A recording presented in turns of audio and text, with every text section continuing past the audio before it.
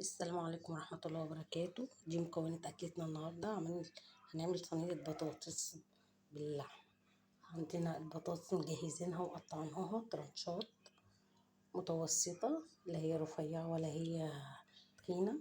وعندنا طماطم وعندنا بصل وتوم، وطبعا التوابل بتاعتنا ملح وفلفل أسمر وبابريكا، كزبرة، أي نوع من أنواع البهارات اللي انت بتحبيها. هناخد كده الطماطم بتاعتنا وهنضربها في الخلاط،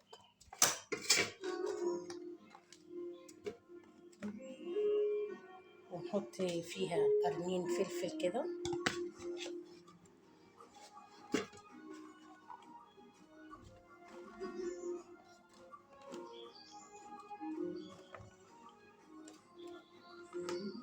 نضربها كويس